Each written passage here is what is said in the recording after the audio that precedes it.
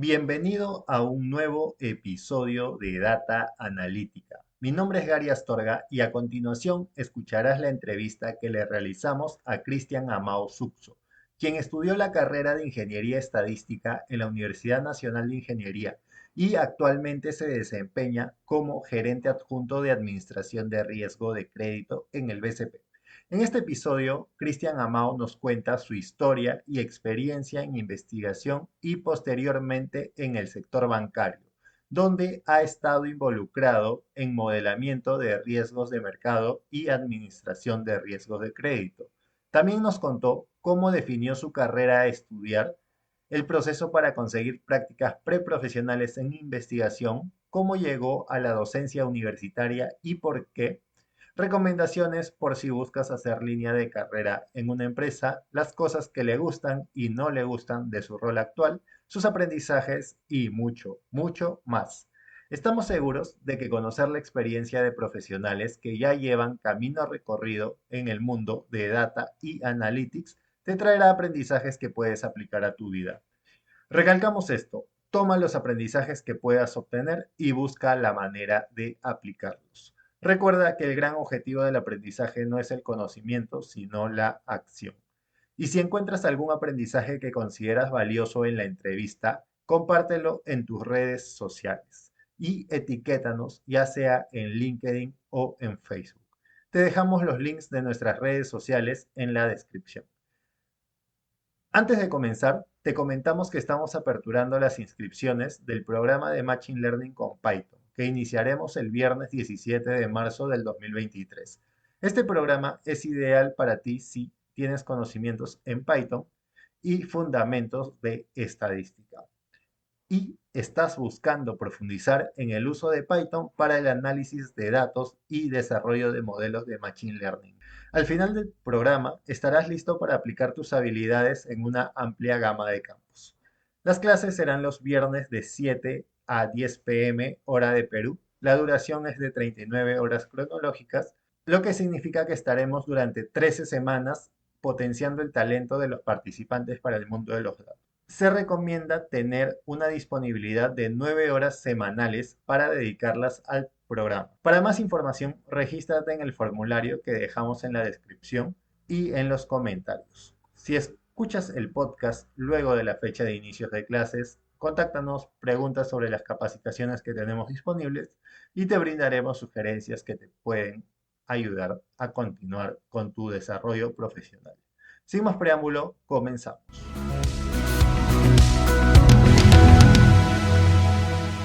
Hola Mao, muchas gracias por haber aceptado la invitación. Es un gusto el día de hoy tenerte aquí para conocer un poquito más de tu trayectoria, experiencia, eh, y bueno, que creemos que es bastante valioso para personas que de repente están comenzando y están recorriendo este camino orientado principalmente en áreas relacionadas a datos, ¿no? Muchas gracias por haber aceptado la invitación. No, gracias a ustedes, Gary, en realidad, gracias a tu equipo por la invitación. De hecho, ahí me contactaron justamente para comentar. Sí, he visto algunas entrevistas anteriormente a otros egresados de la escuela y que tampoco son de la escuela, que en realidad han sido de repente bastante enriquecedoras, cada quien comentando desde su perspectiva y desde su experiencia y fortaleciendo un poco el objetivo, entiendo, del grupo de Data y Analítica, que es tratar también de dar una visión a las personas que empiezan a enrumbarse en el mundo de la data y analítica. Y con gusto, pues, aportar un granito de arena en este proyecto. Muchas gracias, Amado. Genial. Y bueno, comenzamos, Amado. Vamos a irnos un poquito Sí, antes de la universidad. Y no sé si nos puedes comentar acerca de dónde vienes, cómo fueron tus inicios y cómo decidiste la carrera a estudiar, la carrera de Ingeniería Estadística. ¿Siempre te fue claro ello? Sí, claro. Bueno, esta pregunta ya la he hecho también, o bueno, ya la respondí en varias entrevistas también anteriores. Y que creo que como la mayoría de personas, uno no sale del colegio o de chiquito y dice, voy a ser científico de datos, voy a ser ingeniero estadístico. Porque nadie sabe de pequeño ni siquiera que esa carrera para empezar existe.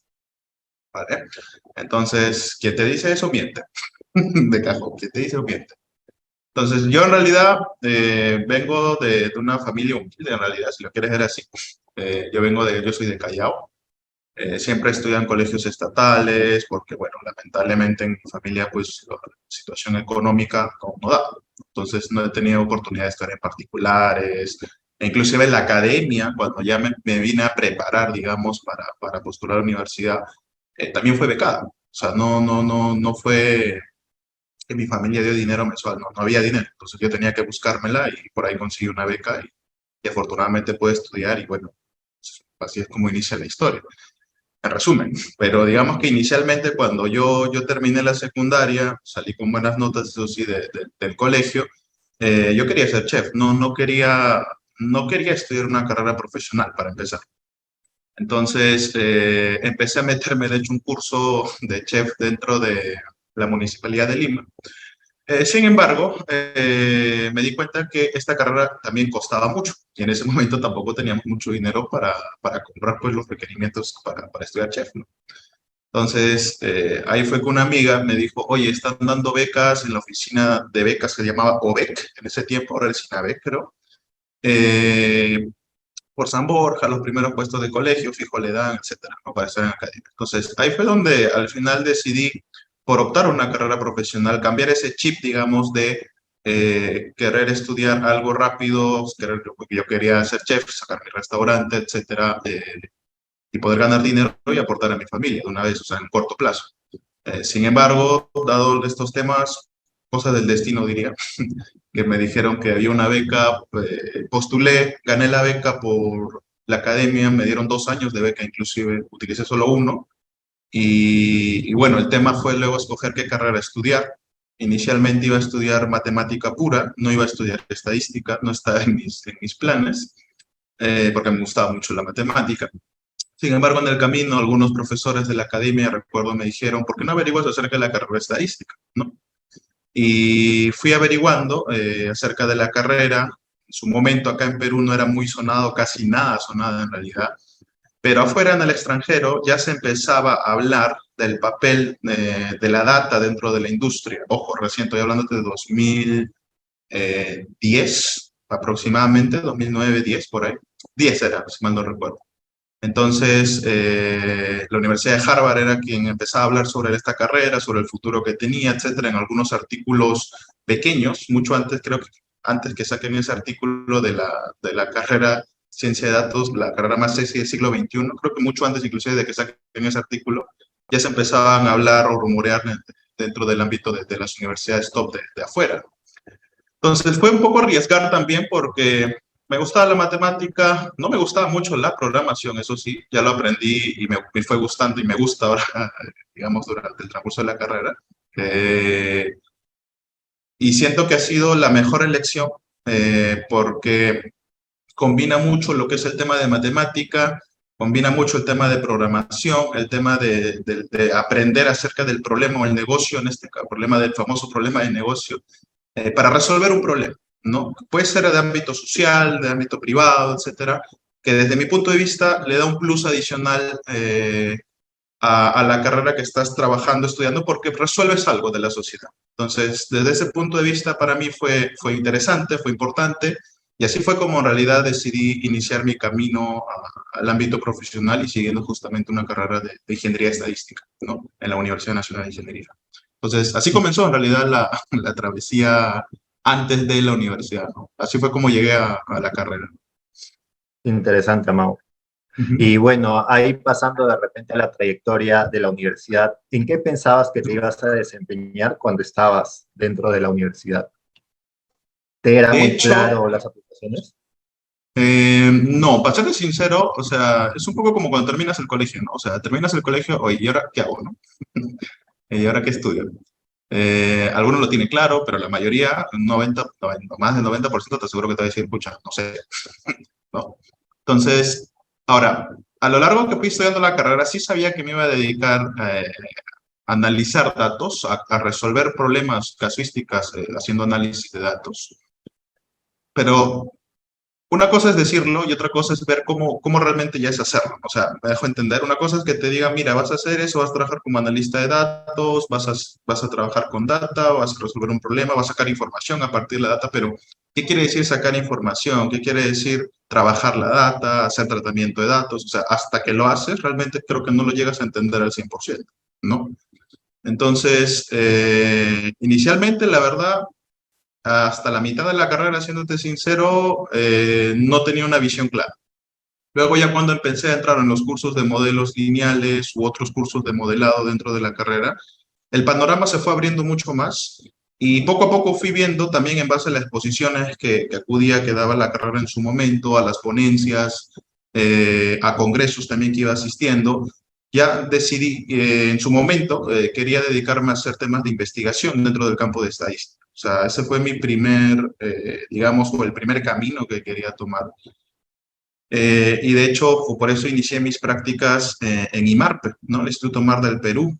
Bueno, directamente en IMARPE no, sino hay un instituto francés que tenía convenio con IMARPE, que era el IRD, Instituto de Investigación Francés, y empecé a trabajar para el IRD, de hecho, ¿no? Como tesista junior, cuando empecé, digamos, mis prácticas o mis pininos saliendo de la escuela. Bueno, como octavo, noveno ciclo más o menos, si mal no recuerdo. Entonces ahí conocí a profesionales también de la carrera y que se dedican a la investigación estadística, como Rocío Ho, Daniel Grados, ¿no? Que fueron también mentores míos en esa etapa de la investigación inicial en la cual estuve aprendiendo. También conocí a un matemático italiano que fue mi asesor de tesis también en pregrado, que fue Sergio Camis. Entonces con ellos como que me sabía que ese mundo era interesante. Yo era una persona muy curiosa, siempre quería saber en realidad qué hay más allá de las técnicas, si se pueden crear más técnicas para más casuísticas o problemáticas de datos o de negocio que se tenga, etcétera. Y por ahí fue en realidad mi curiosidad y por eso empecé en ese ámbito, ¿no? Del tema de la investigación. Ahora, sin embargo, y de hecho también actualmente también quería enseñar, ¿no? O sea, era una de mis pasiones también creo que fui descubriendo en la universidad fue el tema de la enseñanza, de la docencia, porque sí sabía también en su momento que a lo que me dedique o me dedico como profesor a tiempo completo en una universidad afuera o adentro, etcétera, pero aparte también tener algo complementario con la carrera, es decir, trabajar algo a la par con análisis de datos, ¿no? Entonces, eso fue también algo que tenía en mente ya. Inicialmente, como te digo, inicié en la parte de investigación, porque si quieres ser un docente, pues tienes que investigar o tener publicaciones, ¿no? Al menos si trabajas a tiempo completo. Entonces, por eso es que también me inicié por ahí, porque sabía que en algún momento o me iba a dedicar a medio tiempo en la parte académica, es decir, de docencia, investigación, o me iba a dedicar a tiempo completo, una de dos, ¿no? Pero por eso es que inicié por ese camino. Ya luego, digamos, en el transcurso, bueno, eso ya es, digamos, después, pero bueno, por ahora más o menos fue así como me decidí por hoy. Ahora, ¿cómo cambié finalmente al ámbito de la industria bancaria, que es donde estoy actualmente? Eh, yo diría que nuevamente, como el caso de que quería ser chef y terminé siendo estadístico, cosas del destino que quería ser investigador, pero el destino me puso en el camino, digamos, la oportunidad de poder trabajar en la empresa donde estoy ahora, que es el BCP, cuando estaba en mi maestría en Brasil, ¿no? Entonces me llamaron para una oportunidad de analista senior, de un puesto de modelamiento estocástico para el área de riesgo de mercado. Y bueno, consulté con amigos que tengo ahí en Brasil también sobre este tema de oportunidad y me dijeron, oye, si es una oportunidad, pues ¿por qué no la aprovechas? Puedes adquirir experiencia del mundo de la industria para luego, si es que, digamos, en algún momento te puedes retirar, eso no hay ningún problema, pues te dedicas a hacer investigaciones y ya conoces y tienes experiencia de qué problemática se vive a nivel de industria y puedes hacer investigaciones con un valor agregado. Entonces, eso fue en realidad lo que finalmente me terminó de convencer, ¿no? Entonces, ahí fue donde decidí postular sin querer, queriendo decir como que vamos a probar. Si no pasaba nada, yo continuaba con mi doctorado y con mi carrera de académica, digamos, de investigación que quería seguir. Sin embargo, pues se dio la oportunidad, postulé, entré y así es como ya pasaron creo que 5 años desde ese momento que creo que empecé a trabajar 2018 en el BCP y hasta ahora, hasta ya tener un puesto inclusive a nivel, que tiene un alcance a nivel de Credit Corp, ¿no? Que es toda la empresa matriz. Genial, genial, Amado. Y ahí un poquito para ir haciendo doble clic sobre todo lo que nos has comentado, primero yéndonos a la parte de prácticas preprofesionales. Ujú. ¿Cómo fue el proceso para encontrar estas prácticas? ¿Te fue difícil encontrarlas? ¿Cómo llegaste a obtenerlas? Eh, bueno, bueno, en la universidad, me olvidé comentar, me fue bastante bien en los temas de notas, ¿ya? O sea, como sabes tú, Gary, y tu promoción, yo he sido primer puesto a nivel de la facultad, de la escuela, en todos los ciclos que estuve, que fueron los 10 ciclos. Inclusive llegué a tener dos premiaciones por primer puesto a nivel de la uni, en promedio ponderado. Entonces, dado esa situación, no fue complicado conseguir prácticas para mí al menos, no, porque obviamente pues tienes notas altas, pues, tu nombre suena, me conocía egresados porque organizaba también eventos relacionados en ese momento, se llamaban Momentos STAT, ¿no? En el Centro Cultural Carl Pearson también fui presidente, contacté también con bastantes egresados que ahora conozco y son colegas míos. Entonces, eso me ayudó, creo que el tema de contactos, relacionarme, tener unas altas notas, creo que fue en mi caso con eso bastante sencillo también conseguir trabajo porque recuerdo que me escribían inicialmente también, dicho sea de paso, de bancos como Interbank, BCP, Scotia, me escribían ahí si es que estaba interesado en postular en algún puesto, pero yo en realidad siempre estuve esperando algún puesto relacionado a investigación, ¿no? Y ahí sabía que en IMARPE era donde hacían ese tipo de trabajos y afortunadamente creo que por noveno ciclo en realidad fue que el puesto se abrió en IMARPE y bueno, nada, me lancé y afortunadamente pues pasé las entrevistas, todo el tema y pude, digamos, iniciar ahí mis pininos en temas de investigación específicamente, ¿no? Genial, genial, Amor. Y ahí entrando a esa parte durante ya las prácticas que realizaste en INMARPE, Ujú. ¿qué temas viste durante ese periodo? ¿Qué otros temas nuevos de repente tuviste que aprender también? Sí, de hecho, temas nuevos, muchísimos, ¿no? O sea, mi tema de tesis de pregrado era caracterización de patrones espaciotemporales asociados al fenómeno del niño, ¿no? Entonces, ahí hay muchos puntos nuevos que, por ejemplo, a nivel de la universidad no he visto. Por ejemplo, el tema de data espacio-tiempo, ¿no? Nosotros, al menos en ese tiempo, en la uni no teníamos el curso de estadística espacial, ni siquiera. Ahora lo tenemos, afortunadamente, pero en su momento no. Entonces ahí tenía que aprender todo el mundo de lo que era la estadística espacial, es decir, el análisis estadístico para datos que tienen característica espacial y temporal a la vez, porque era una data espacio-tiempo en grillas, y trabajar todos los modelos que existen ahí. Entonces, todos esos modelos son bastante también bonitos, interesantes. Tenía la capacidad también de entenderlos, también, menos mal. Y luego entender también la metodología, de hecho, que estábamos proponiendo con el profesor Sergio Camis, que era el matemático italiano que mencionaba inicialmente, quien pues quería caracterizar los patrones de variabilidad justamente asociados a este dato espacio-tiempo de temperatura superficial del mar en todas las partes del Océano Pacífico tropical, pues, del año creo que 1950 hasta 2014, que teníamos data en ese momento.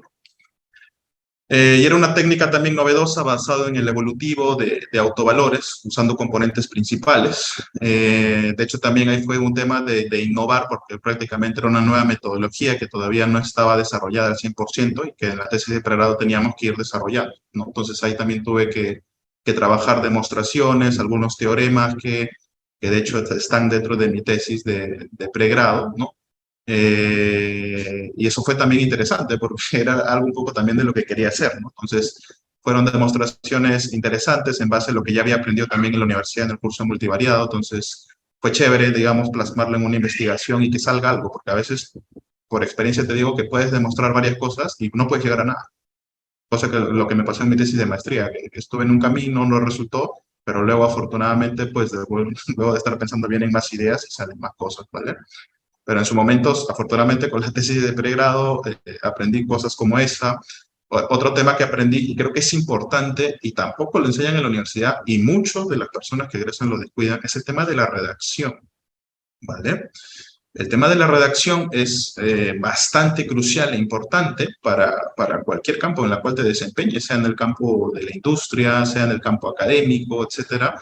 Redactar es clave, ¿no? Entonces, yo siento que a mí, por ejemplo, yo sentía que también me faltaba ese tema de redacción, específicamente la redacción científica, que no es como redactar pues un texto expositivo donde expones tus ideas, no.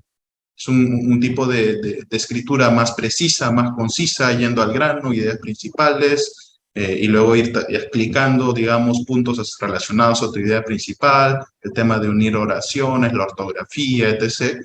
Es algo que a veces, inclusive en general, como ingeniero se nos critica, oye, sabes mucha matemática y todo, pero no sabes escribir, ¿no? Entonces, para mí eso es clave.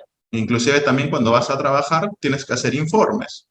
Y en los informes tienes que saber redactar bien todos los resultados que has hecho para que cuando otra persona lo lea, cuando tú te vayas, cambies de trabajo, etcétera, entonces puede entender qué has hecho en letras, ¿no? Entonces la redacción es clave para mí. Es algo que también aprendí a darle la importancia y más a la redacción científica, que era la que tuve que aprender, digamos, a la mala en ese momento, y lo pude hacer ahí, ¿no? Otro punto importante que también aprendí y que de repente en la universidad no lo vas a aprender es saber expresar o exponer para un público que no necesariamente es estadístico o conoce el análisis de datos. Entonces, muchas veces uno expone y piensa que esta exposición o estas láminas sirven para todo tipo de público, cuando eso en realidad es totalmente falso, ¿no? En realidad, por ejemplo, a mí me tocaba exponer con biólogos, me tocaba exponer a veces con ingenieros pesqueros, que muchos de ellos en realidad no tienen un conocimiento de estadística avanzado. Entonces, la exposición o las láminas que yo tenía que preparar para, digamos, dar a entender mi mensaje final o de cómo iba a abordar la problemática de mi tesis, tenía que hacerlo de tal manera que cualquier tipo de profesional que no necesariamente tenga un conocimiento avanzado de estadística lo pueda entender. Yo usaba muchos tecnicismos, hablaba mucho de temas técnicos, como, si te digo, no sé, autovalor. Un ingeniero biólogo pues no sabe qué es un autovalor. No sé, un ingeniero pesquero no sabe qué es un autovalor, ¿no? Entonces, no puedes hablar de esos tecnicismos si estás con un público muy diverso. Entonces, ahí aprendí también el tema de, oye, la presentación se prepara en base al público objetivo que tú tienes. Por eso es que siempre se pregunta, oye, ¿quién va a ser mi público en mi exposición? Para tú preparar tu exposición en base al público que vas a tener. Porque si te quieres hacer entender, tienes que saber quién es quien te va a oír, qué características tiene, para saber qué palabras, qué láminas, cómo escribir el mensaje para que esa persona capte lo que quieres darle a entender. Entonces, esa es otra cosa que también aprendí y es bastante importante dentro de ya sea el campo de la investigación o el campo también inclusive de la industria, donde ahí inclusive es más importante porque ahí hay menos gente técnica, te va a entender otro si es científico de datos, pero si es un gerente, no sé, que estudia administración u otras personas que de repente no tienen un perfil, background matemático, estadístico, analítico, físico, de ciencias, no te van a entender mucho. Entonces tienes que hablar mucho en términos sencillos para que te entiendan y te capten el mensaje. Y eso en realidad se aprende mucho ya yendo en la cancha, en la práctica, estando ahí en el medio, y cuando te dicen, oye, no te entiendo, ¿no? Entonces a la mala también vas a tener que aprender. A mí me ha pasado también, motivo en IMARPE, y siempre, bueno, de los errores se aprende y uno va pues puliendo sus presentaciones ya de acuerdo al público que le toca, ¿no? Y bueno, hay más cosas también. Los lenguajes de programación, diría, son importantes. Yo en ese momento sabía un R intermedio, pero para trabajar aprendí muchas cosas en R a nivel avanzado. Bueno, ahora es POSIT, ahora se llama POSIT, ya en ese momento era R, pero ahora se llama POSIT. Trabajé mucho en el software R, analizando esta data espacio-temporal, ya que había modelos, paquetes que también te ayudaban a trabajar datos espacio-tiempo. Pero al final, bueno, mi trabajo de tesis fue una metodología nueva, así que tuve que programar desde cero la metodología, el modelo, los inputs, etc., ¿no? Entonces ahí fue como que programación pura, ¿no? No fue nada de uso de librerías o paquetes. Y el tema del LaTeX también, ¿no? Para redactar mi tesis y presentaciones académicas, que fue algo que aprendí también dentro del ámbito académico de mis prácticas, ¿no? Entonces, digamos que fue un aprendizaje continuo, ¿no? Y bueno, ni hablar también de lo que aprendí a temas relacionados a climatología, al fenómeno del niño, a qué variables intervienen en la ocurrencia del niño, etcétera, ¿no? Entonces, bueno, eso ya son temas específicos de eso, pero bueno, quería enfocarme más en los temas generales y que pueden servir a una persona que se dedique o al ámbito académico o al ámbito también de la industria, ¿no? Genial, genial, Amado. Y bueno, entiendo que todo, bueno, lo que nos has comentado, gran parte se va obteniendo como que cuando ya estás, digamos, en la cancha, en la investigación. Y para agregar, no sé si hay algún punto que agregar de repente, ¿qué les recomendarías de repente a estudiantes que de repente están en los primeros ciclos y están evaluando de repente meterse a campos de investigación? ¿Qué Mm, puntos crees que deberían priorizar ellos o qué es lo que deberían, qué espacios deberían buscar para que vayan formándose poco a poco y de repente cuando ya vayan avanzando en la carrera se les haga más fácil entrar a estos temas de investigación? ya. Ojo que, claro, yo inicié mis prácticas en investigación. Actualmente, claro, me dedico a la docencia y también estoy ahorita trabajando en el mundo de la industria bancaria, ¿no? Vale. Entonces, puedo dar consejos como que de ambos lados, ¿ya? Pero, digamos, como consejos generales, porque, claro, son pocos, como te digo nuevamente, uno ingresa y son pocos las personas que realmente te van a decir, oye, quiero ser investigador. No, muy difícil. Como te digo, a una persona que recién inicia, en realidad le diría que, oye, trata de primero llevar bien tus cursos, mantente con buenas notas, porque eso te va a ayudar bastante al momento de querer conseguir una práctica, irte a alguna universidad del extranjero por si quieres estudiar afuera, cartas de recomendación, etcétera, ¿no? Entonces yo le diría, primero, mantén tus notas al menos en un nivel adecuado, ¿no? Porque eso ayuda, ¿vale? No digo que sea determinante, pero obviamente ayuda, ¿vale? Dos, que trates de ser proactivo y trates de participar en eventos extraacadémicos que ayuden a mejorar tus habilidades interpersonales. Eso es importante también, es decir, meterte a temas participar en un centro cultural, participar en el centro de estudiantes, en el tercio o en algún, digamos, proyecto que tenga que ver con trabajo en equipo, cualquiera. Entonces, bienvenido sea, porque te va a ayudar a enriquecer un poco esa parte de las habilidades interpersonales, cómo trabajar en conjunto con personas, trabajar alineados con un solo objetivo, saber exponer, expresar tus ideas y que te entiendan los demás. Entonces, yo creo que eso va a ser importante también para cualquier ámbito que te dediques, industria o también ámbito de investigación, ¿no? Desarrolla esas dos partes y tres, desarrolla bien tu inglés. Lo digo, es algo básico ya, porque hay muchas personas que ingresan y realmente no le ponen la debida importancia al inglés, siendo sinceros. Y el inglés es vital, tanto para la carrera, porque en la carrera vas a tener que agarrar libros, cursos que están en inglés, y como decía la otra vez uno de mis mentores, que es el profesor William Camero, más del 95% de la buena literatura de estadística o ciencia de datos inclusive está en inglés. Entonces, si tú egresas de la universidad y no sabes inglés, al menos leerlo, prácticamente eres un ignorante, porque solamente conoces ese 5% y te has perdido lo más valioso que está en ese 95% que está en inglés. Entonces, el inglés es vital para la carrera y si entras desde el inicio, mucho mejor, ¿vale? Te va a servir demasiado. Entonces, para mí esas tres cosas son claves, ¿no? De forma general, para alguien que está iniciando en este mundo, ¿vale? Luego, le diría que desarrolle bien las partes de programación, ¿vale? Entonces, las partes de programación es clave. Obviamente, que aprenda un lenguaje de programación u otro en realidad es un poco indiferente, pero si empieza aprendiendo, por ejemplo, Python, un poco de Java, entonces yo creo que le va a ser más fácil también entender el resto de lenguajes de programación como R, ¿no? Que también son Opposite ahora que se llama, que es más similar a también cómo trabaja el Python, con ligeras diferencias, obviamente. Y siempre que trabaje con algún software que te ayude a gestionar bases de datos grandes, es decir, trabajar con Big Data. Muchas veces el básico es SQL, pero hay otros software más que te ayudan a trabajar con Big Data, como último también están trabajando en Spark, en Hive, etcétera, que también hay algunas empresas que ya están dando cursos en esos software y que sería de repente también interesante si es que puedes aprenderlo. Pero bueno, con que sepas, no sé, pues tu SQL, y sepas, no sé, algún software de análisis de datos como R o Python, creo que sea para el ámbito académico o el ámbito de la industria, te va a servir mucho, ¿vale? Te va a servir mucho.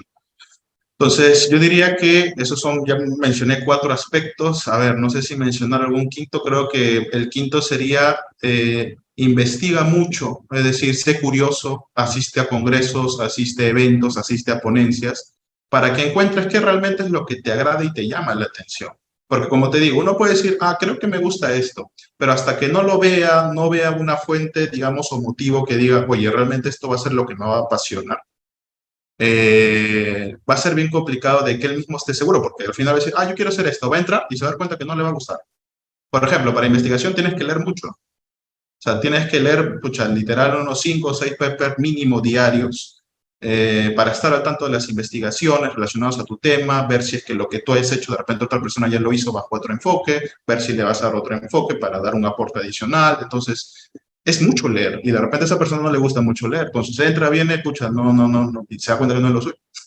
¿Te das cuenta? Entonces, mi consejo va por averigua bien mejor qué es lo que realmente te apasiona asistiendo a varios eventos para que veas la apertura, porque lo interesante también de la carrera y una ventaja nuestra es que la carrera de estadística o analítica, también como quieran llamarlo, es bien versátil, es decir, se adapta a aplicaciones de varios aspectos. Por ejemplo, no sé, te puedes dedicar al ámbito bancario, al ámbito de seguros, al ámbito de investigación, al ámbito de industria manufacturera, y etcétera, etcétera, etcétera. Inclusive al ámbito social, al ámbito de educación, al Ministerio de Trabajo, etc. No sé si quieres postular ahí. Entonces, la versatilidad que tiene la carrera, digamos, hay que saber aprovecharla. O sea, puede ser, digamos, un pro y un contra para quien lo mire, pero al menos te da un bagaje de varias cosas que tú te puedes dedicar. Solamente sería cuestión de que encuentres cuál es tu vocación, dónde está tu pasión, y para ello hay que moverse y escuchar ponencias, ir a congresos para saber más o menos qué es lo que te llama el interés y por lo tanto qué es a lo que te quieres dedicar dentro del mundo de análisis de datos. Creo que esos serían los Genial, principales, si es que no se me fue alguno. sí, sí, genial, Amau. Creo que es de mucho valor lo que nos acabas de comentar. Y Ujú. pasando al siguiente punto, actualmente estás como docente, ¿no? Me parece que Sí, continúas también en la uni. sí. ¿Cuál fue el motivo para ser docente? ¿Fue una forma de retribuir lo que recibiste de repente en las aulas cuando fuiste universitario?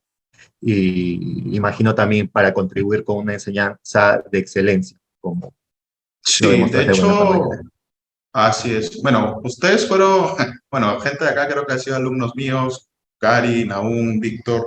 De hecho, cuando yo inicié a dictar clases por el 2018, o sea, a la par que yo inicié a trabajar en el BCP como analista senior, yo ya había terminado mi maestría y por lo tanto también ya podía dictar clases en la universidad, ¿no? Entonces, yo empecé dictando cursos de modelos lineales, estadística bayesiana, introducción a la computación, también dicté en su momento, o lenguaje de programación. Entonces, en realidad, el tema de la docencia fue algo, como te dije inicialmente, que ya tenía premeditado a lo cual me iba a dedicar. Al menos si me iba a dedicar a investigación, sabía que tenía que enseñar. Me gusta enseñar también, lo he hecho inclusive desde la universidad también. Entonces, yo recuerdo que dictaba clases a mis compañeros en aulas que nos prestábamos ahí, que era pues, el famoso J, donde pues abríamos los salones, le pedía permiso al salonero, donde decía que quería dictar o acompañar clases a un grupo de compañeros, eran 10, 11, y pucha, tiza, o sea, tiza, pizarra, y bueno, a trabajar.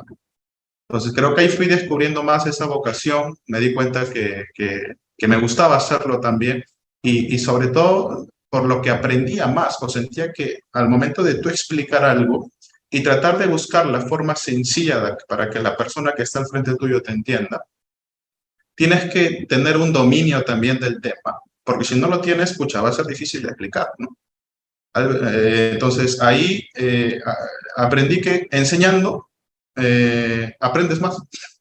Entonces, como a mí me gusta aprender, entonces dije, entonces la enseñanza creo que va a ser lo mismo, porque siento que aprendo más, a veces me nutro también con las ideas que dictan los chicos a los cuales pues dicto clases, me dan ideas a veces interesantes que también los tomo en cuenta yo, o si no, a veces también el preparar una clase, el dominar el tema, entonces te obliga también a mantenerte actualizado en los temas, en el tópico que vas a dictar y también preparar, digamos, las palabras para que se entiendan de forma muy sencilla y tu mensaje se pueda dar a entender, ¿no? Entonces, algo que también fui aprendiendo, yo inicié a los 23 años a dictar clases, de hecho, cuando fui, creo que en 2018 ingresé más o menos a esa edad.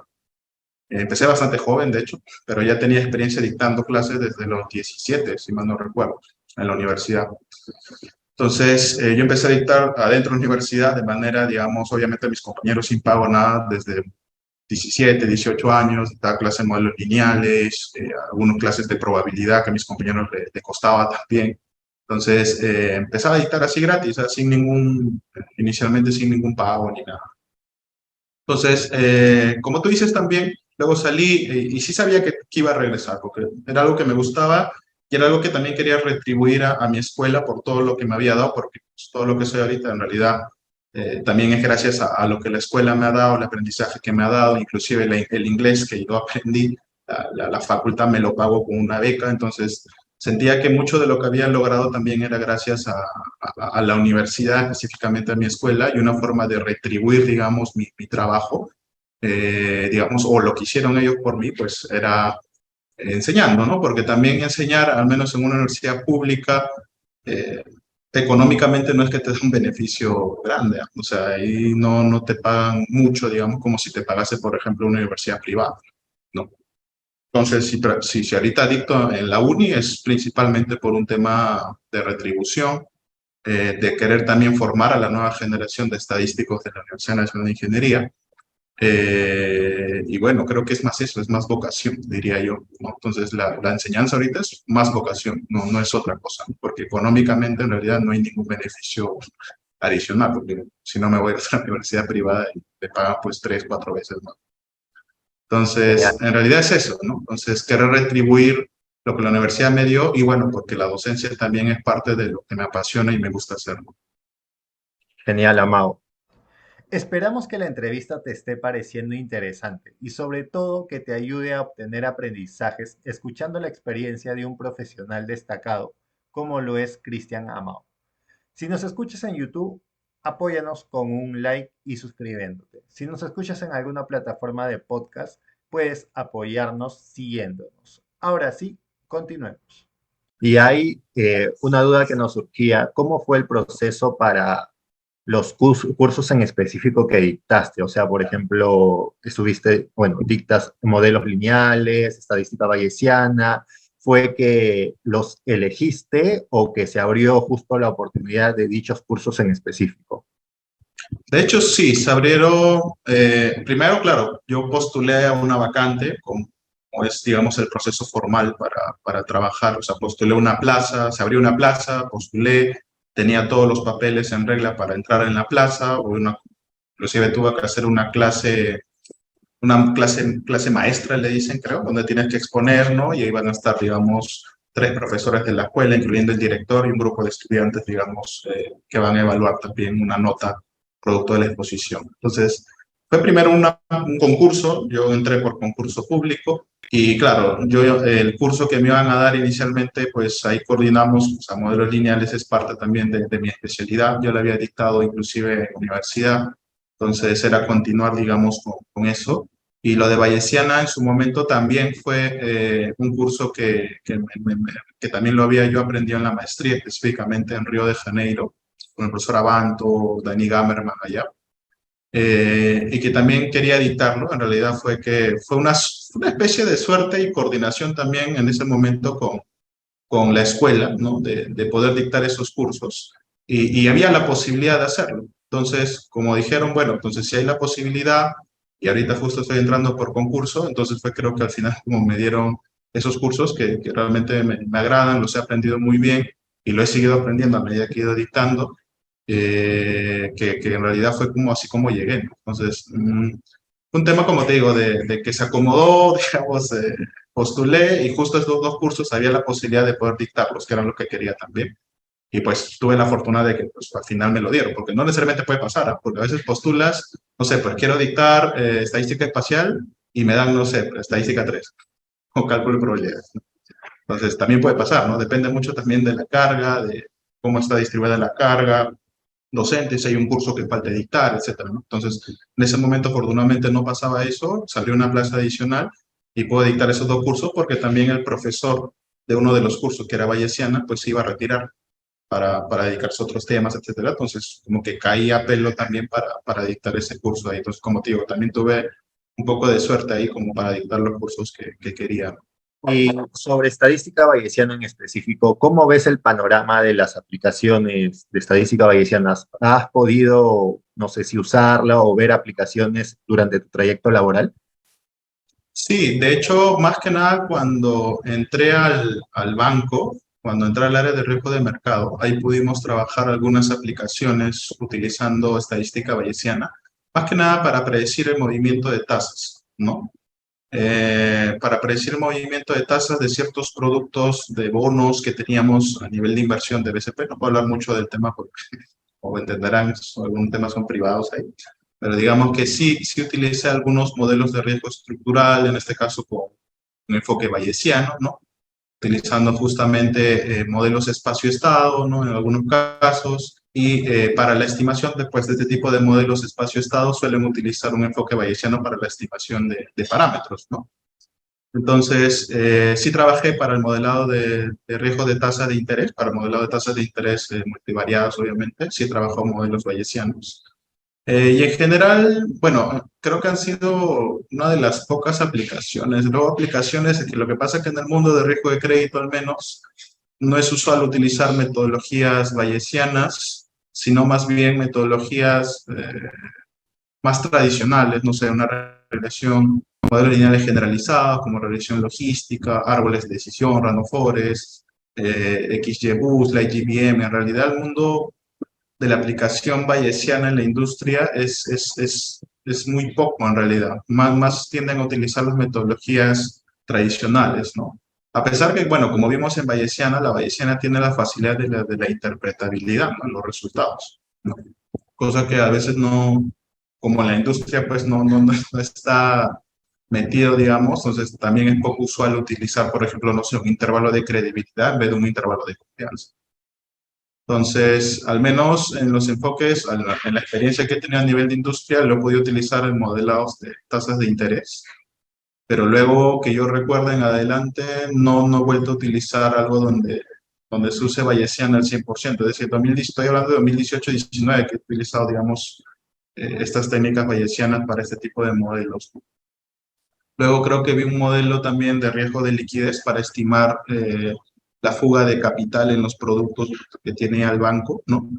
Y saber, digamos, no sé, pues si ahorita en CTS tengo 1 millón de soles, cuánto se va a retirar, no sé, para el próximo mes, algo así, ¿no? Para decir cuánto se va a retirar, porque claro, el banco tiene que tener la suficiente liquidez como para poder cumplir con sus obligaciones, ¿no? Entonces, a eso le llaman el riesgo de liquidez. El banco no lo tiene en líquido todo, el banco lo tiene invertido en acciones, en bonos, etcétera. Está trabajando ese dinero, ¿no?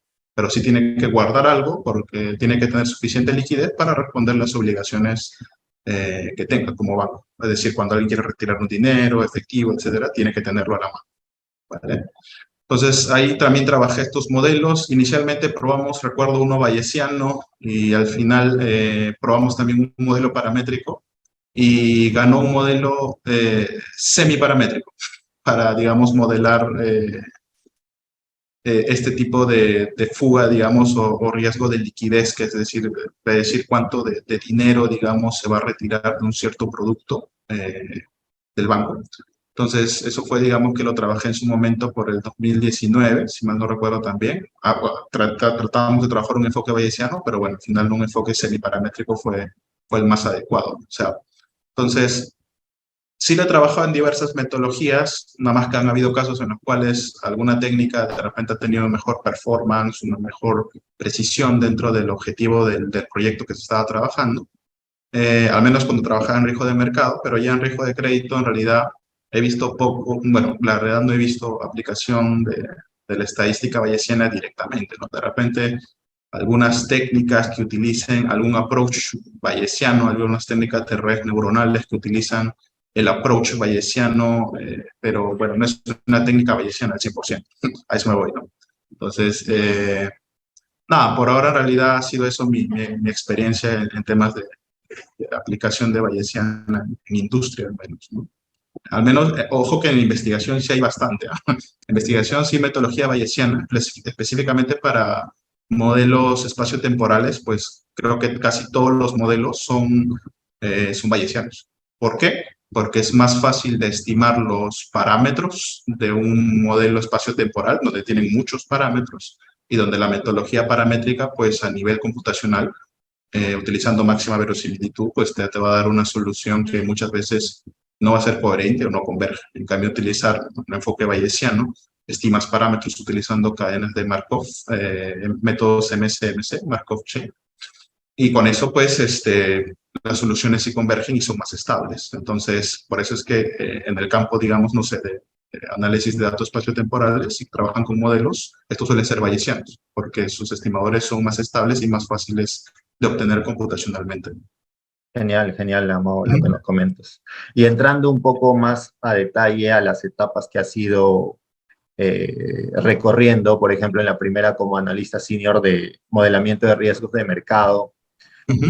¿nos podrías comentar sobre, primero, qué papel juega la estadística dentro del modelamiento de riesgos de mercado? ¿Por qué es importante usarla? ¿Y qué pasaría, por ejemplo, si es que no se usara? ¿Nos podrías comentar primero ello? Obviamente, como toda área de riesgos, no solamente porque es riesgo de mercado, o sea, tratas de medir la probabilidad de ocurrencia de un evento que en teoría va a afectar algo, ¿no? O sea, el riesgo es sinónimo de prevenir que algo malo pase. Si estás haciendo un análisis de riesgo porque quieres prevenir que algún evento de desastre pase y te afecte.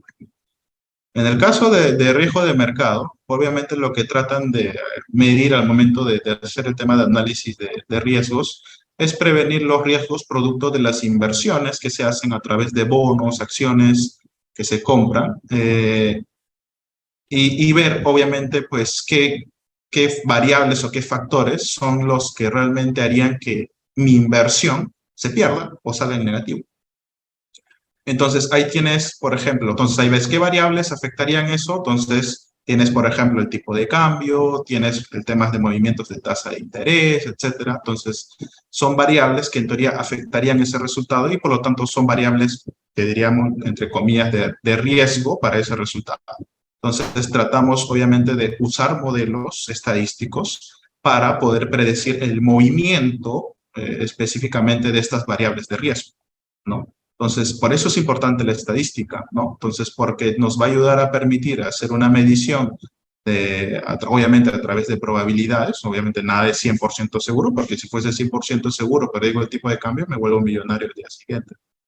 Entonces, obviamente siempre hay un riesgo, entonces todo es a nivel de probabilidad. Entonces, encontramos o tratamos de encontrar los mejores modelos para poder predecir estas variables de riesgo y poder anticipar qué es lo que pasaría con nuestras inversiones con mucha antelación y tomar una medida de acción o preventiva en su momento y en el momento más oportuno. Entonces, ese es el objetivo y por el cual la estadística es importante, porque a mí me va a ayudar a medir la ocurrencia a través de probabilidades de estas variables de riesgo que afecten mi objetivo o mi punto de interés y los modelos me van a ayudar a través de probabilidades a medir, digamos, esa ocurrencia de eventos y en base a eso yo poder también tener los mitigantes suficientes para poder mitigar esos riesgos, ¿no?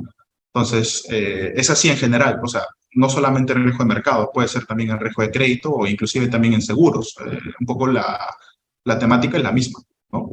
Entonces, identificas tu objetivo, qué cosas, qué variables de riesgo hay sobre ese objetivo, trabajas modelos para predecir esas variables de riesgo y por lo tanto al final tratas, a través de ese modelo que te predice, mitigar en base a lo que el modelo te diga. Si el modelo, por ejemplo, no sé, te dice que hay una probabilidad de que la tasa de intereses de ciertos activos o bonos suban, entonces, pues, no sé, eh, haré una medida contraproducente, compraré una tal cosa, por ejemplo, si el tipo de cambio, la probabilidad es que suba, entonces, no sé, pues empezaré ahorita a comprar dólares para que de repente mañana, no sé, pues como el tipo de cambio sube, pues ganar algo. No sé, te pongo un ejemplo así súper súper básico. ¿Ya? Entonces, para eso te sirven en realidad los modelos, o sea, te sirven para tomar decisiones finalmente y decisiones que aporten al objetivo, ya sea de la empresa o del objetivo que estés trabajando, ¿no? Entonces, en riesgo de crédito es igual, ¿no? Trabajas modelos, por ejemplo, para predecir cuál es la probabilidad de que un cliente no te pague, ¿no? Probabilidad de mora le llaman. Entonces, ahí es igual, esa es tu variable de riesgo. Yo voy a venderte un producto, pero ojo, tengo el riesgo de que no me pagues. Entonces voy a medir esa probabilidad de que no me pagues antes de yo darte el producto. Y si tienes una probabilidad alta, obviamente no te doy. Pero si tienes una probabilidad baja, entonces toma, bienvenido a tu crédito, para asegurar ese riesgo, ¿no?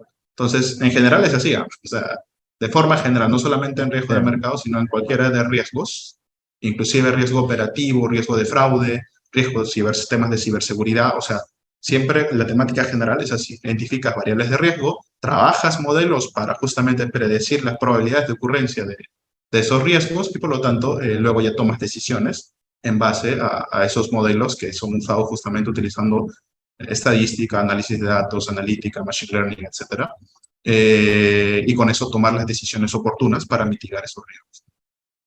Genial, genial, Amado. Ujú, Muy interesante. Creo que es ujú. muy bueno conocer todo eso. Y ahí, no sé si nos podrías comentar, ya bueno, estuviste primero como analista senior de modelamiento de riesgos de mercado, luego pasaste a ser subgerente adjunto de modelamiento de riesgos de mercado. ¿Cómo fue esa transición al siguiente rol? ¿Fue un lado o de repente solicitaste un ascenso, te ofrecieron la oportunidad? ¿Cómo fue ese proceso? Si nos podrías comentar. No, no solicité el ascenso, no es usual, al menos si vas un año, no, no sé, bueno, depende también, ¿no? O sea, yo iniciaba en ese mundo, era nuevo, totalmente nuevo. Yo no, ojo que yo entré como analista senior sin tener ninguna experiencia previa, ni siquiera prácticas dentro del mundo bancario. Entonces, yo prácticamente entré sin experiencia, podríamos decirlo. Lo único que tenía la experiencia de la investigación que había hecho, la maestría, pero nada más. Entonces, digamos que mis pininos dentro de la industria bancaria fueron como analista senior de modelamiento estocástico, que es un tema también eh, a nivel de metodología, pues a veces un poco matemático y complejo de entender, pero creo que fue interesante. Yo la verdad entré más a aprender porque, como te digo, no tenía experiencia previa y quería mucho aprender acerca del mundo, de la industria bancaria, de riesgo de mercado, riesgo de crédito, cómo funciona el tema de riesgos de forma general. Entonces, entré más así, ¿no? Con ese ámbito. Entonces, nada más que en el transcurso que yo fui desarrollándome, fui trabajando en los modelos, etc. Y al final los ascensos fueron viniendo poco a poco en realidad, o sea, ninguno de los que he tenido hasta ahora los he pedido. O sea, todos me los han dado y de hecho yo he tenido algo atípico también que por año me iban ascendiendo, ¿no? Entonces, por año ascendía, ascendía, ascendía, lo cual, claro, no es usual, porque usualmente demoras a veces por lo menos 2 años en ascender, pero, o sea, imagino que hacía un buen trabajo y creo que eso lo materializaban a través de ascensos, ¿no? En cada año. Y cada año, claro, iba ascendiendo de subgerente adjunto a subgerente y ahorita tener puesto gerente adjunto y en miras también de tener un puesto ya de gerente este año. Entonces, creo que al final el tema del ascenso lo he llevado bastante bien. Igual cuando tú subes a subgerente adjunto, las responsabilidades siguen siendo las mismas o más todavía, porque como ya quieres un mayor cargo, se espera más de tu desempeño, una mayor rigurosidad en el conocimiento, en los análisis que realices, una mayor comunicación con las áreas usuarias con las cuales estás trabajando. Entonces, creo que al final esas cosas se van incrementándose y bueno, cuando ya tienes un puesto de subgerente o gerente adjunto, a eso le tienes que agregar temas de gestión, ¿no?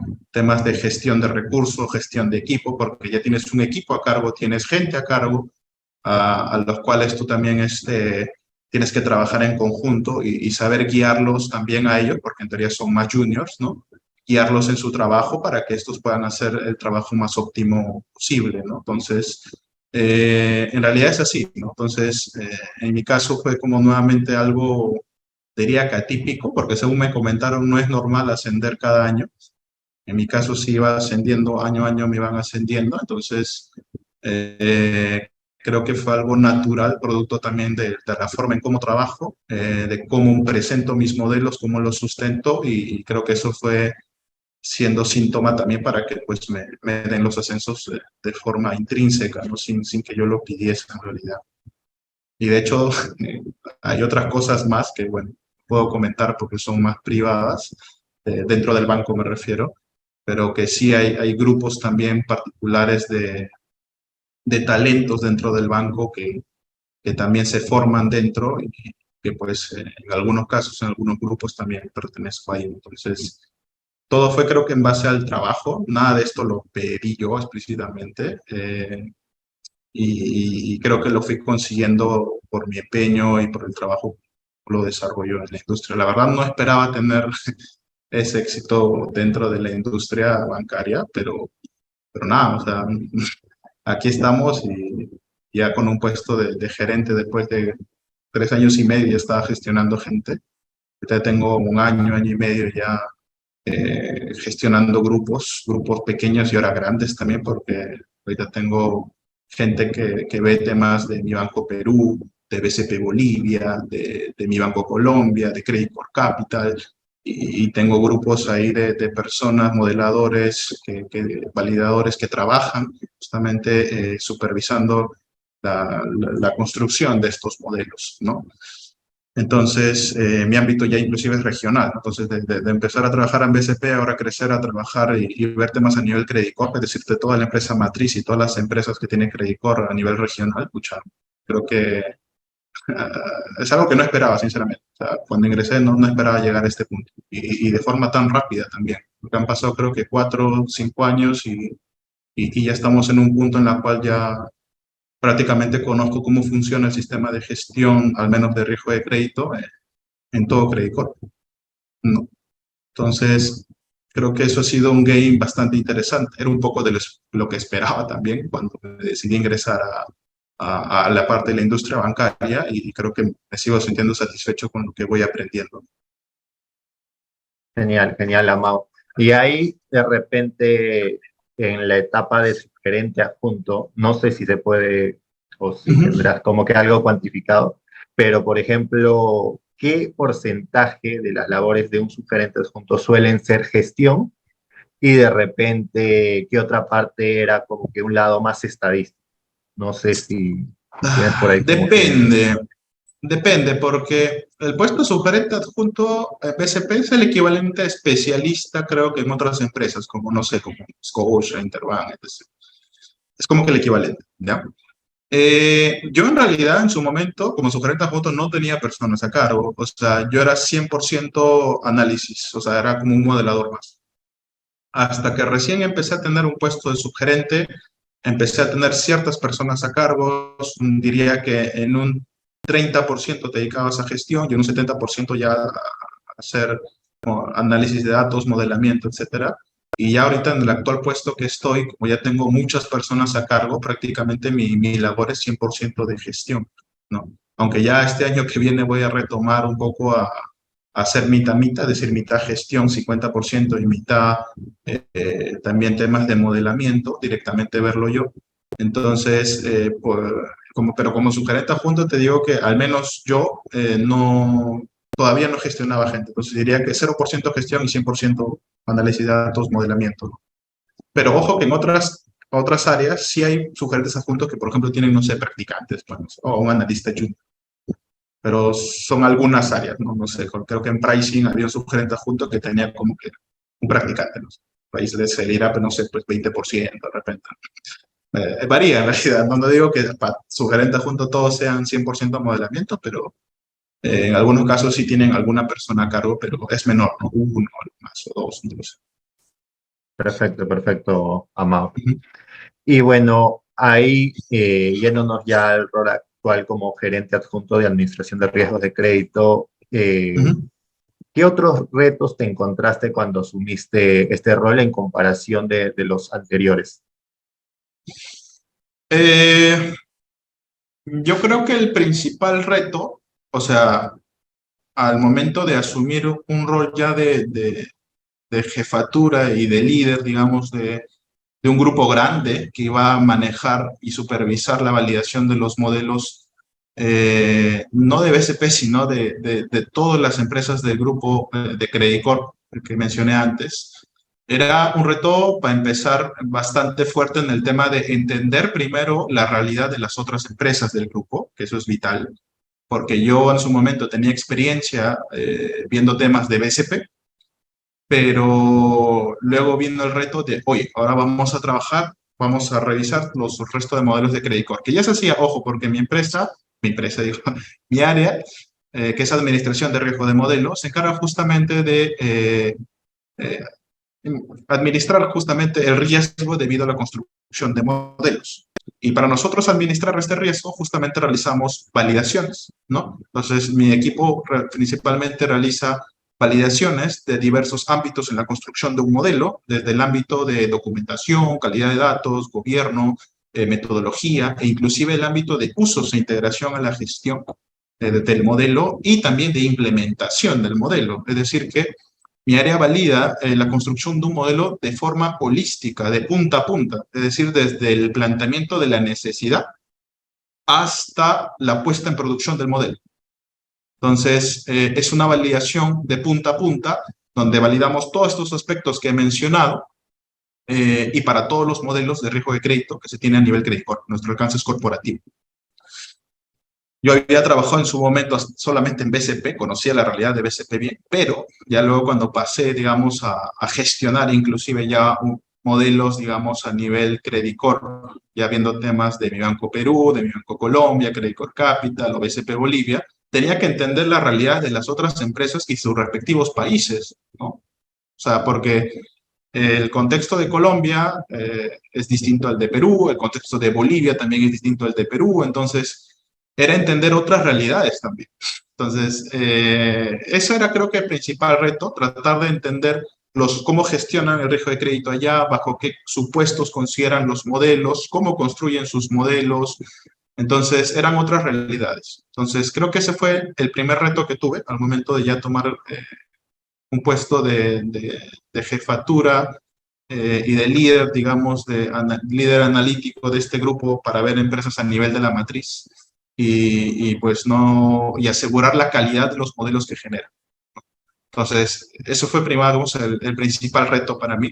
Luego, obviamente, el reto que viene es, obviamente, el tema de cómo gestionar un equipo tan grande, ¿no? Porque es un equipo, pues, estás hablando de ahí de 7 validadores metodológicos, unos 5 aproximadamente que ven temas de implementación y por ahí también algunos 3 que ven temas de parámetros IFRS 9, que es otro tipo de modelos también que validamos.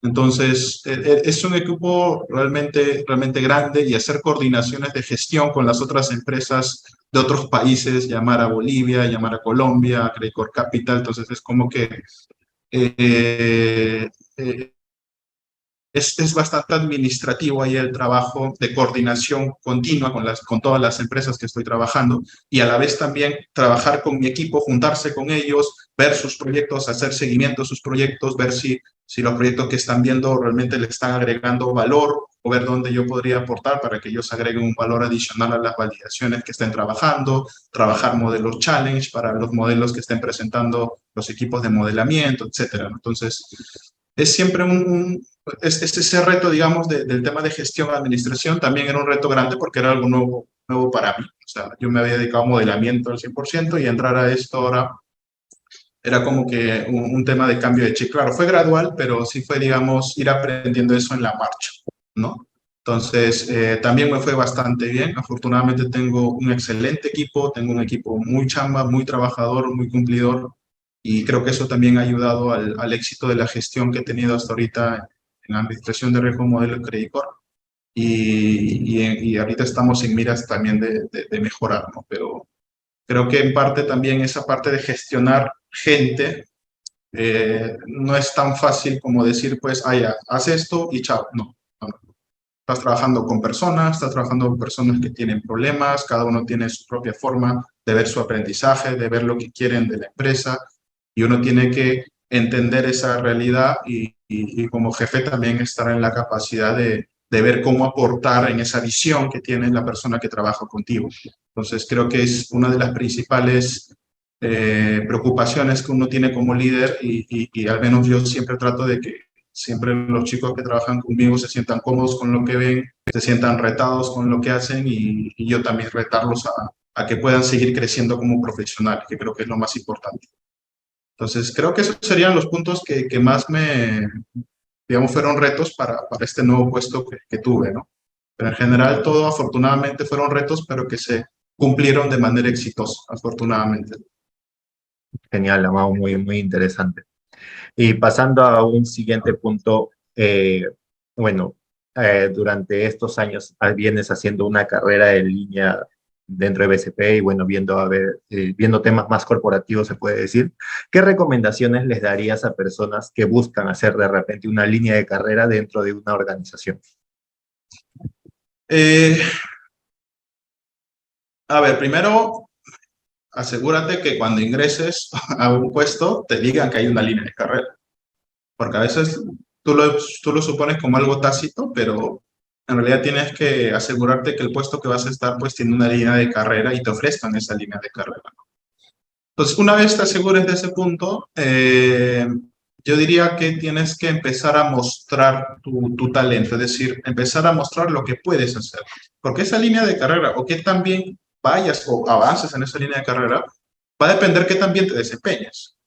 Entonces, si te desempeñas o tienes un desempeño muy sobresaliente, naturalmente tu línea de carrera va a crecer, porque obviamente pues nadie va a querer que una persona muy talentosa se aburra, digamos, y no le demos los beneficios o el sueldo, digamos, que es con el cual se sienta cómodo, entonces pues tenemos el riesgo de que se vaya. Entonces, yo creo que para llegar a un punto en el cual tú tengas una línea de carrera y esta empiece a crecer rápida, le pongas pues el 100% de desempeño a tu trabajo y muestres la calidad de tu trabajo. Es decir, muestres la calidad de tus análisis, cómo interpretas los resultados, cómo presentas los resultados, cómo trabajas con el usuario, cómo interactúas con los usuarios, cómo expones frente a ellos, cómo te haces entender. Entonces son varios aspectos, ¿ya? O sea, no solamente el tema de, pucha, trabajar mi modelo, sino también es un tema también a nivel de cómo presento mi modelo, cómo hago que el modelo se entienda, cómo hago que mis resultados se entiendan y al final cómo genero una toma de decisión a partir de mi trabajo, ¿no? Entonces, esos aspectos, digamos, que uno espera encontrar en un modelador, pues, talentoso o con alto seniority, es lo que uno debería empezar siempre a trabajar cuando quiere iniciar una línea de carrera, porque no eres el único que está en esa línea de carrera, hay otras personas más que también quieren esa línea de carrera, entonces es una competencia continua. Entonces, si quieres ser el primero, digamos, en la lista al cual quieran subir en la línea de carrera, tienes que demostrar ser más sobresaliente que el resto de personas que están, bueno, a la par contigo, ¿no? Entonces, ese es el primer punto importante. El segundo, perdón, el segundo punto importante es darle con todo. Es decir, muestra todo lo que tienes, muestra tu talento, muestra cómo trabajas tu modelo, cómo le pones, cómo relacionas con el usuario. Eso es clave. Entonces, creo que eso es lo importante y estar en constante también comunicación, creo que el tercer punto, en constante comunicación también con tu jefe o quien sea tu supervisor, para comentarles también siempre tus expectativas, coméntale cómo vas, qué oportunidades de mejora tengo, qué oportunidades de mejora, qué cosas debo mejorar para yo seguir justamente mejorando y con mayor posibilidad de ir creciendo en mi línea de carrera, ¿no? Como profesional. Entonces, creo que mucho va de eso, digamos, el tema de la línea de carrera. Y bueno, y el cuarto punto, obviamente, que es muy importante también, es no dejar de actualizarse y estar en constante capacitaciones, ¿no? Entonces, el tema de los cursos, capacitaciones que complementen al trabajo que hagas, obviamente también va a ser un diferencial frente al resto de compañeros, porque fácil de repente ellos también llevan capacitaciones, se están actualizando, se están viendo nuevas metodologías, etcétera, y tú te quedas atrás y no te capacitas. Entonces, eso también es un punto diferencial al momento de tener la línea de carrera establecida. Entonces, eh, ese tema, creo que esos cuatro puntos son para mí los aspectos más fundamentales al momento de si quieres formar una línea de carrera dentro de la analítica. Genial, Amao. Ujú, ujú. Genial, muy, muy interesante lo que nos comentas y creo que es de mucho valor esos consejos. Y pasando al siguiente punto, bueno, una pregunta de repente, no sé si complicada, pero ¿qué es lo que más te gusta de tu trabajo y qué es lo que menos te gusta? A ver, lo que más me gusta de mi trabajo, creo que es que estoy en constante aprendizaje de varias realidades. Como mi alcance es a nivel regional, entonces veo realidades, no sé, de mi Banco Perú que son diferentes a la de BCP Bolivia o son diferentes a la de mi Banco Colombia o diferentes inclusive a la de BCP misma. Entonces, eso me da un mayor bagaje de cómo es que los modelos funcionan de acuerdo a la realidad en la cual se da. Entonces, muchas veces uno dice, ah, ya, voy a utilizar un modelo y le voy a meter un machine learning y el machine learning siempre va a ser el mejor, cuando en realidad no necesariamente es así. Mucho depende del uso que tenga el modelo bajo el contexto, digamos, en el cual se esté dando dentro de la empresa o el país. y uno u otro modelo, inclusive un modelo clásico tradicional, suele ser muchas veces el mejor candidato a un modelo de Machine Learning, por ejemplo.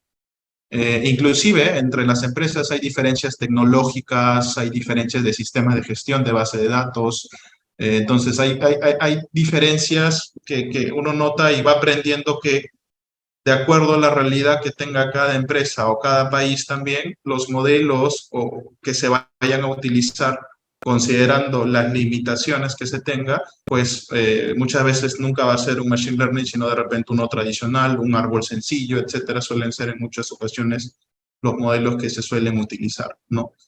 Entonces, creo que es eso lo que más me gusta, que estoy en constante aprendizaje con los temas que veo y también aprendo de los modelos que veo porque veo siempre nuevos modelos, nuevas metodologías, la realidad es constante, va cambiando y por lo tanto los modelos se van adaptando a esa realidad. Entonces los modelos van saliendo nuevos modelos, nuevas metodologías y creo que eso es lo que me llama la atención y me emociona de alguna forma revisar modelos con tipología nueva. Y ahora van a venir nuevos modelos que también tenemos que revisar, que son, por ejemplo, modelos de fraude, modelos de ciberseguridad, modelos de negocio, etcétera, que también ya estoy con la expectativa de aprender de esos nuevos modelos. Es un mundo nuevo, eso sí, no, porque ya no son modelos de riesgo de crédito, sino son otro tipo de modelos ya, pero que de todas maneras tengo mucha curiosidad de aprender y seguir aprendiendo de ello, ¿no? Entonces, en algún momento creo que eso es lo que más me gusta. Lo que menos me gusta, a ver, del puesto actual me dices, ¿no? O de hacer un modelamiento. Del puesto actual, del puesto. Ah, del puesto actual, ya. Del puesto actual, lo que menos me gusta, a ver, ¿qué es lo que menos me gusta? O sea, que eso sí está más complicado de... Creo que, como te digo, como jefe a veces toca ser un poco rudo, no rudo, sino de repente un poco más incisivo, a veces con algunos puntos cuando encuentras que algunas cosas no va bien, ¿no? Entonces, por ejemplo, a veces toca eh, ser incisivo en un tema que ves que de repente no sale y tienes que hablar con la persona responsable y decirle, oye, ¿qué está pasando acá? ¿Por qué no está saliendo así? Por qué no se hicieron estos análisis? Aunque, entonces, ese tema de realizar el feedback y decir qué cosas deben mejorar, a veces suena sencillo, ¿vale? Pero a veces no es tan fácil como parece ya. O sea, ese tema de nuevamente trabajar o tratar con las personas, darle el feedback adecuado, con las palabras adecuadas y a veces con la presión, digamos, que tienes atrás del tiempo de tener que presentar los proyectos. A veces creo que te estresa un poco, ¿vale? Entonces, ese tema de la presión, de tenemos que salir con las metas para tal fecha, pucha, y a veces son fechas muy cortas, que a veces pasa en algunas empresas de grupo, entonces sí te terminan de estresar un poco, ¿no? Claro, tú tienes que ahí lucharla con tu equipo para poder salir en los tiempos que se han establecido, pero creo que en esos momentos son los que menos me agradan, ¿no? Creo que esos momentos de estrés por estar apretado muchas veces con las metas. Pero algo, ojo, que no me agrada, pero creo que es algo también necesario, ¿no? Porque es como que un estrés de trabajo para que pueda ser más productivo y avanzar más rápido. Entonces, igual no es agradable, pero igual es algo que creo que todos tienen, igual de modelador, yo también tenía el mismo estrés también cuando tenía que trabajar o inclusive de validador también, de presentar una validación en cierta fecha y faltaban análisis que tenía que cerrar. Ese estrés, digamos, de estar con la fecha corta y no poder dormir a veces tranquilo, digamos, porque sientes que debes seguir trabajando y haciendo análisis para llegar a los tiempos, pucha, creo que eso es un poco lo que a veces suele desagradar, ¿no? Pero bueno, vamos, es controlable, o sea, algo que no agrada, pero creo que yo controlo y he aprendido a controlar, creo que con el tiempo, ¿no? Pero creo que es una de las cosas que a veces más desagrada dentro de temas ahorita de gestión, ¿no? Que a veces salen temas y requieren respuesta, no sé, pues en un día, 2 días, y a veces pues en un día, 2 días no puedes hacer mucho y pues te toca hacer o pensar rápido una solución, tú, pum, darla, ¿no? Entonces, es parte del trabajo también como gerente y creo que pues es desagradable y agradable a la vez. Desagradable al inicio, pero luego ya cuando encuentras la solución rápida y se solucionó el problema, pues ya resulta ser agradable porque le diste solución en un tiempo bastante rápido. Pero bueno, creo que eso es las cosas que menos me agradan, pero es algo que no me agrada, pero es parte del día a día. Ah, pero ya lo sé controlar. Genial, Amado. Ujú. Y bueno, vamos ya con las últimas preguntas. ¿Cómo ves la posición de los científicos de datos en la industria, en el mercado? ¿Consideras que estos roles se están saturando o que en realidad hay bastante oportunidad todavía? A ver, mira, yo te lo puedo hablar desde la experiencia directa porque yo, de hecho, hace poco he contratado personas, ¿vale? Y ahí uno se da cuenta de cómo va más o menos el tema del mundo de científica de datos en el mundo laboral. Yo el año pasado, inicios del 2022, de hecho, estuve en procesos de contratación para mi equipo y ahí me di cuenta de varias cosas, ¿no? A ver, no es que falten científicos de datos, porque en realidad personas que se hacen llamar científicos de datos o analistas de datos, en el mercado hay muchos, ¿vale? El problema está en encontrar los buenos científicos y analistas de datos, ¿vale? Ese es el problema, porque lamentablemente, y eso ya es una realidad también, como sabemos, hay bastantes cursos en línea que te prometen ser, pues, no sé, científico de datos, data scientist en 6 meses, en un año, cuando en realidad el tema de convertirte en científico de datos, pucha, a nosotros nos costó una carrera y encima el dolor de la práctica, pues aprender a la mala, ¿no? A hacer todo ese tema, ¿no? Entonces, yo siento que al final está viendo por este tema de que lo que le llaman la democratización, digamos, del científico de datos, en los cuales se ofrecen ahora cursos en línea que te prometen ser, pues, un experto en 6 meses.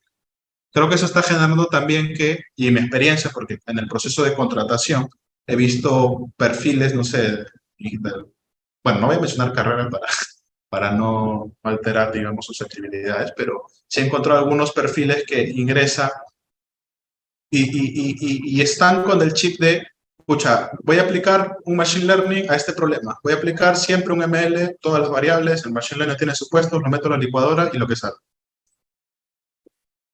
Oye, ¿y por qué lo hiciste así? Pregunto. Bueno, así lo aprendí en mi curso en tal empresa. Ya, ok. Entonces, y no era uno, ¿eh? Eran dos, tres, cuatro, y te das cuenta que la mayoría de personas que se hacen llamar analistas o científicos de datos tienen un déficit en realidad en la parte técnica, en la parte de comprender bien qué metodologías se están aplicando y cuándo es adecuado aplicarlas. Entonces, salen mucho con el chip de que el Machine Learning soluciona todo, cuando en realidad los datos te deben decir cuál es el modelo más adecuado para ellos. Entonces, pareciese que este tema de la democratización está generando un pool de analistas o científicos de datos pues que no tienen la preparación técnica suficiente como para poder trabajar de forma adecuada los modelos y que respondan a un objetivo. Entonces, yo he sentido eso en ese proceso de convocatoria que he tenido. Y el tema que los científicos de datos buenos o los que son buenos en el mercado ya están en posiciones estratégicas en sus respectivas empresas y con un buen sueldo. De hecho, ya están como que, si quieres verlo así, amarrados, ¿no? Entonces, ahí toca muchas veces tratar de negociar, dar un mayor beneficio, etcétera, para poder jalar a los buenos, que eso sí son muy pocos, ¿vale? Entonces, lo que yo noto, al menos en el contexto actual, es que sí, actualmente hay muchas posiciones que buscan científicos de datos y creo que, al menos en mi caso, cuando yo quiero buscar un científico de datos que tenga bien la parte técnica, bien la parte de negocios, que conozca bien el tema del mundo, al menos en la cual está postulando mi trabajo, que en este caso es riesgo de crédito, veo que hay muy pocos en realidad o casi nada, ¿no? Entonces ahí toca como que a veces flexibilizar, porque, ok, ya no encuentras algo, de repente estás siendo muy exigente con lo que buscas, y claro, pero inclusive cuando más flexibilizas te das cuenta que ahí fue donde te dije que pasó todo esto, ¿no? Que encuentra gente que modela pues todo con ML y pucha, porque le aprendió un cursito tal y tal y tal. Entonces, no, no, tampoco era lo que quería. Entonces, te das cuenta que sí, hay muchos que dicen serlo, pero pucha, al final del camino, pucha, cuando ya están en la cancha, en realidad no saben qué hacer. Entonces, yo diría que ahorita la demanda es alta, se requieren muchos científicos de datos en la industria, y eso es bueno. Sin embargo, lo que hay de escasez son los buenos científicos de datos, llamémoslo así, ¿vale? Entonces, pero bueno, eso de alguna forma igual una empresa, si es que no consigue nada, se conformará a veces con contratar a una persona con un perfil más bajo, ¿no? Pero como experiencia propia en la búsqueda de talento de científicos de datos o de contratar gente científico de datos, te digo que el contexto ha sido ese, ¿no? Entonces, nada, por ahora hay chamba, sí, hay chamba, se buscan mucho a los buenos, sí, se busca con principal motivación a los buenos, son muy pocos, pero sí, bueno, si todavía te falta capacitarte o entender desarrollo técnico, las metodologías, capacítate para que llegues a ese punto, y si no, bueno, pues por ahí, como te digo, igual vas a tener suerte de entrar a un área en la cual de repente no sean muy exigentes, y igual puedas trabajar como científico de datos, bueno, te comillas, no lo sé, ¿no? Pero sí, creo que eso es un poco lo de cómo está el contexto ahora. Trabajo creo que no te va a faltar, pero dónde te posiciones y qué tan bien te vaya va a depender qué tan bueno eres en tus habilidades como científico de datos. Genial, genial, Amado. Y relacionado bastante a esta pregunta, ¿qué recomendaciones les darías a personas interesadas específicamente en áreas de riesgo, que ya De han hecho su riesgos. análisis previos y han visto que riesgos es una buena oportunidad? ¿Qué recomendaciones a ellos les darías? Eh, a ver, sí, depende, o sea, me estás hablando de alguien que ahorita, no sé, está trabajando, o sea, ya es egresado, tiene cierta experiencia en el mundo de la Sí. estadística, ok. Si alguien se quiere dedicar a riesgos y ya tiene experiencia, digamos, en análisis de datos, bueno, primero que lleve cursos de riesgo de crédito, ¿no? Que conozca qué es lo que se ve dentro del mundo de riesgo de crédito, ¿no? Hay unos cursitos que en Coursera y Udemy son relacionados al modelamiento de riesgo de crédito, que pues son baratos, así que se pueden meter ahí y tener al menos un curso previo de lo que es este modelamiento de riesgo de crédito. Y luego de eso, yo diría que si tienes el suficiente expertise, es decir, si ya tienes experiencia trabajando con bases de datos grandes, tienes experiencia trabajando con R, Python, y si es R Spark o PySpark, pucha, mucho mejor. Eh, yo creo que sabiendo esas cosas, teniendo ya un conocimiento de riesgo de crédito, o sea, una persona ya se podría dedicar a modelar dentro de un equipo de riesgos en realidad. Y de riesgo de crédito más aún, porque también una vez que entiendas muy bien cómo es que se maneja el mundo del riesgo de crédito, que es el negocio a donde te vas a dedicar, creo que ya el tema de entrar ahí, modelar, ver las variables, etc., ya es un tema de que vas a aprender adentro también, dependiendo del puesto, ¿no? Porque obviamente si es un analista senior o un subgerente adjunto, obviamente se va a requerir cierta experiencia dentro del campo de riesgo de crédito, ¿no? Pero si es un puesto de analista junior, por ejemplo, o sea, normal, ingresas sin la experiencia y aprenderás del mundo riesgo de crédito dentro de la empresa misma. Entonces, va a depender también mucho del puesto al cual, digamos, quieras estar, si te quieres dedicar a analista de riesgos, pero si deseas empezar desde cero, diría que un cursito de riesgos básico, ya sea de mercado, bueno, puedes llevar uno general o de mercado de riesgo de crédito, dependiendo cuál sea tu interés, y luego dedicarte ya a eso, ¿no? Entonces postular y agarrar de repente algún puesto de senior o de junior y empezar a trabajar en ese mundo del modelo de riesgos. Entonces, igual los modelos son los mismos, ¿no? O sea, no es que vas a ver modelos diferentes a los que ves en otras empresas. O sea, se utilizan modelos de regresiones lineales múltiples, se utilizan modelos logísticos, árboles, la IGBM, entonces se utilizan modelos que en otras empresas también se trabajan y son conocidos en la literatura, así que no es que vayan a ser modelos totalmente novedosos y nunca has visto, o sea, uno que otro será, pero en general, o sea, la mayoría de modelos son los ya conocidos tanto en la literatura como también usan en otras empresas. Entonces, por ese lado, creo que si ya tienes experiencia trabajando en eso, entonces no va a ser novedad para ti. Entonces, lo único de novedoso sería el tema de riesgos, capacítate en un cursito rápido y con eso ya podrías empezar a trabajar, ¿no? En los riesgos. Genial, genial, Amado. Y por último, no sé si nos podrías recomendar a un o una profesional que se desempeña en estas áreas relacionadas tanto a data o analytics que consideras que deberíamos entrevistar y por qué ¿Ya? crees que aportaría bastante valor. Tengo varios nombres, ¿no? Tanto en el mundo de la industria bancaria, análisis de datos, como también en el mundo de la investigación. ¿Ustedes también entrevistan a gente que se dedica a investigación estadística? No, hasta el momento no hemos entrevistado en ese punto, pero creo que sería de bastante Sería valor. interesante, ¿no? O sea, bueno, yo te puedo dar ahí varios nombres, al menos por el lado, no sé, de la industria, o sea, de científicos de datos que se dedican a la industria. Pucha, te puedo dar, por ejemplo, el nombre de Luisa Quispe, ¿no? Que actualmente está trabajando en una empresa Data y Analytics alemana, ¿no?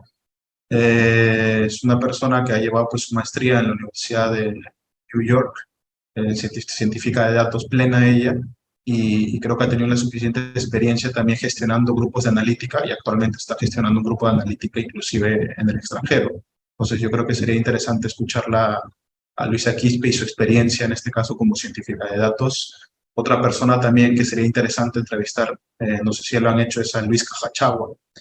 Luis Cajachagua tiene una expertise gigante también en el tema del mundo científico de datos, del Big Data. Es una persona que se mantiene actualizada en el mundo de las tecnologías de Big Data. Actualmente trabaja en Teradata y es uno de los científicos de datos más renombrados dentro de su empresa. Entonces, yo creo que Luis Cajachagua también sería una buena opción para que nos comente cómo va el mundo de la política y cómo se está desempeñando actualmente y qué tecnologías recientes tenemos por ahí, etcétera. Creo que sería también interesante conocer eso. Eh, Creo que por ahí serían las personas que se dedican ahí y dentro del ámbito de investigación, si por ahí también quieren hacer un mix, porque hay personas que se dedican al ámbito de investigación, pero o sea, hacen investigación y además trabajan ahorita o gestionan grupos de analítica. O sea, un ejemplo de este es, por ejemplo, Gelder Rojas. Gelder Rojas actualmente creo que está como líder del equipo analítico de Rappi, si mal no recuerdo, y actualmente enseña en la Universidad Nacional de Ingeniería, cursos de modelamiento estocástico, y también hace publicaciones, hace papers. O sea, él sí publica, ¿no? Entonces, yo, por ejemplo, no publico. Yo enseño a tiempo parcial y tengo mis trabajos a nivel de gestión, pero Helder sí, al menos hasta el año pasado, ha estado publicando. Entonces, él te podría dar inclusive una perspectiva mayor del tema de investigación, del tema de la industria y cómo están relacionados ambos mundos, ¿no? Pues acá lo hemos hablado un poco por separado, pero creo que Helder, ya con él de repente podríamos complementar un poco la vista ya más holística, ¿no? De forma conjunta. Sería interesante de repente escucharlo a él. Otra persona, si quieres ya a una que se dedica exclusivamente 100% a la investigación y te puede hablar 100% de la experiencia misma porque ella vive en eso y la apasiona en eso, es Rocío Jo. Rocío Jo es científica, ella sí es científica al 100%, trabaja en investigación pura, trabaja en temas de investigación relacionados a ecología marina. Ya tiene su maestría, su doctorado en la Universidad Montpellier de Francia, etcétera, y actualmente creo que está haciendo su postdoctorado en la Universidad de Florida. Entonces, yo creo que ella sería también una buena candidata para ver cuál es el papel, digamos, de un científico, bueno, ahora sí científico, no porque ella es científica, ¿no? Y trabaja con datos, entonces, una científica de datos real, vamos a llamar, no de profesión o de nombre comercial, ¿no? Sino que ella sí es realmente una científica, ¿no? De datos. Y otra persona, sería interesante también de repente, la única científica estadística también que fue a la Antártida, ¿no? Que es la profesora Ana Hustel, ¿no? Que ella está ahorita en la Universidad de Madrid, también se dedica al ámbito de investigación, ¿no?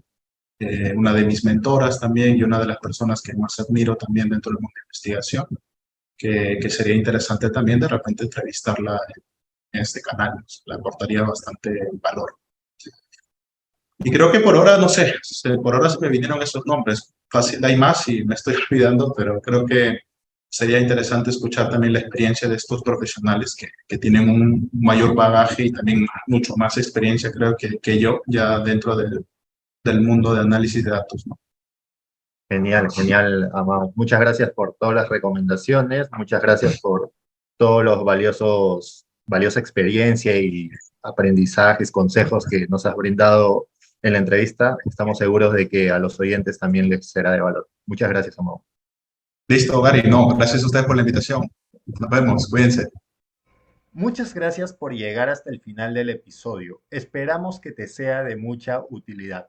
Recalcamos una vez más, es importante aplicar los aprendizajes que hayas podido obtener en este episodio. Y si te gustó la entrevista y crees que será de valor para otras personas, apóyanos compartiéndola en tus redes sociales. Además, nos gustaría saber tu opinión sobre la entrevista. Y si estás en YouTube, en el primer comentario del video encontrarás un formulario. Si estás escuchándonos desde la versión móvil de Spotify, lo encuentras en la descripción. Y te recordamos que si estás interesado en el programa de Machine Learning con Python, que empezaremos el viernes 17 de marzo del 2023, puedes pedir más información a través de los formularios de la descripción. Somos Data Analítica y potenciamos el talento de universitarios y profesionales que se encuentran interesados o están incursionando en áreas relacionadas a datos. Nos vemos en un siguiente episodio.